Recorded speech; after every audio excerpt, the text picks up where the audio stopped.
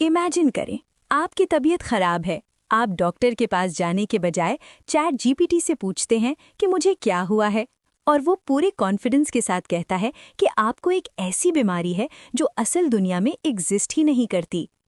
या इमेजिन करें, आप अपने बॉस को एक बहुत ज़रूरी ईमेल भेजते हैं जो चैट जीपीटी ने लिखी थी, और उस ईमेल में रेफरेंसेस गलत हैं, फैक्ट्स झूठे हैं। आपका बॉस आपसे पूछता है, ये डेटा कहाँ से आया, और आपके पास कोई जवाब नहीं है। अस्सलाम वालेकुम and welcome to core AI.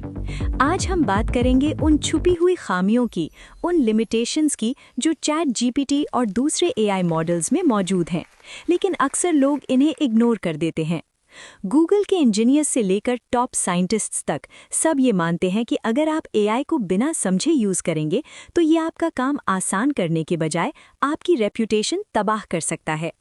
आज मैं आपको 3 ऐसी लिमिटेशंस बताऊंगी रियल वर्ल्ड एग्जाम्पल्स के साथ, जिन्होंने बड़ों को मुश्किल में डाल दिया। तो चलिए स्टार्ट करते हैं। सबसे पहली और सबसे खतरनाक लिमिटेशन का नाम है हैल्यूसिनेशंस। मेडिकल टर्म्स में हैल्यूसिनेशन का मतलब होता है वो चीज़ देखना जो वहाँ है ही नहीं। एआई की दुनिया में इसका मतलब है पूरे कॉन्फिडेंस के साथ झूठ बोलना।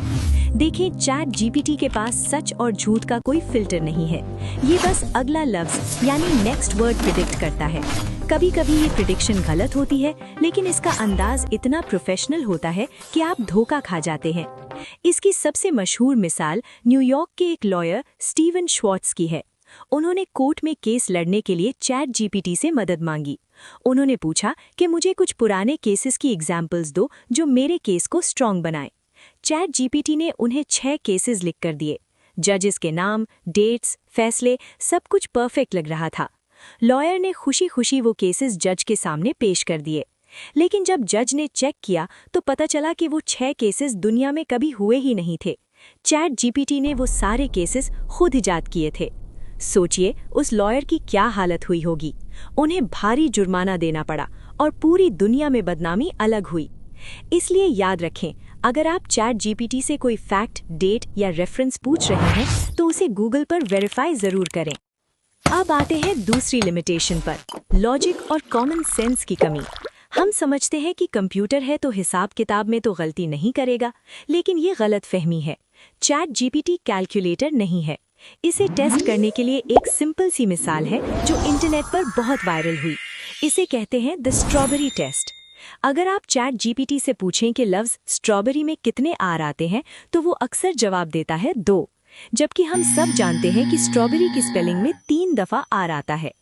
आप सोच रहे होंगे कि इतना एडवांस्ड एआई गिनती कैसे भूल गया। वजह यह है कि चैट जीपीटी हमारी तरह वर्ड्स को स्पेल नहीं करता, वो वर्ड्स को टोकन्स या कोड्स की शक्ल में देखता है। इसलिए इसे अक्सर कैरेक्टर काउंट, मैथ प्रॉब्लम्स या सिंपल लॉजिक पजल्स में मसला होता है। तो अगर आप इसे मैथ के होमवर्क या अकाउंट्स के लिए यूज कर रहे हैं तो प्लीज कैलकुलेटर साथ रखें। अब बात करते हैं तीसरी लिमिटेशन की, जो हम सब के लिए समझना बहुत जरूरी है। इसे कहते हैं कॉन्टेक्स्ट विंडो या आसान लफ्जों में भुलक्कड़पन। चैट जीपीटी की याददाश्त लिमिटेड है। आप इसे ऐसे समझें, इमेजिन करें आपने चैट जीपीटी को अपना पर्सनल डाइटिशियन या न्यूट्रिशनिस्ट बनाया है। आपने चैट शुरू की और बताया कि देखो, मुझे वेट लूज करना है, मुझे सख्त नफरत है मीठे से यानी शुगर से, और मुझे डेयरी प्रोडक्ट से एलर्जी है, मुझे पूरा प्लान बना कर दो। चैट जीपीटी कहता है ठीक है, मैं ख्याल रखूंगा। अब आपकी बातचीत शुरू होती है। आप रेसिपीज पूछ रहे हैं, एक्सरसाइजेस पूछ रहे हैं। चैट लंबी होती जा रही है। तकरीबन 30 से 40 मैसेजेस के बाद जब चैट जीपीटी की मेमोरी भर जाएगी, वो पुरानी बातें भूलना शुरू कर देगा।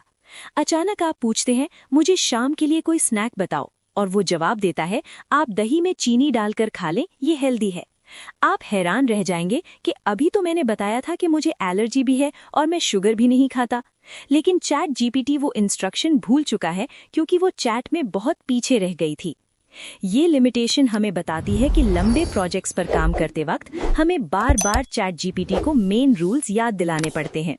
वो इंसान नहीं है जो आपकी पसंद नापसंद हमेशा याद रखे। तो नतीजा क्या निकला? क्या चैट जीपीटी बेकार है? बिल्कुल नहीं। ये इंसानी हिस्ट्री की सबसे पावरफुल इन्वेंशंस में से एक है। लेकिन ये एक टूल है, जैसे गाड़ी चलाने के लिए ड्राइवर का जागना जरूरी है, वैसे ही एआई यूज करने के लिए आपका अलर्ट रहना जरूरी है। चैट जीपीटी को आइडियाज के लिए यूज करें, ड्राफ्ट्स के लिए यूज करें, क्रिएटिविटी के लिए यूज करें, लेकिन डिसीजन और फैक्ट्स हमेशा अपने रखें। अगर आप चाहते हैं कि आप एआई को मास्टर करें और इसे सही तरीके से अपनी लाइफ और बिजनेस में यूज करें, तो कोर एआई को अभी सब्सक्राइब करें। हम आपको सिखाएंगे कि एआई पर डिपेंड करने के बजाय एआई को कंट्रोल कैसे करना है। वीडियो पसंद आई हो तो लाइक जरूर कीजिएगा। मैं मिलूंगी आपसे अगली वीडियो में। अल्लाह हाफिज।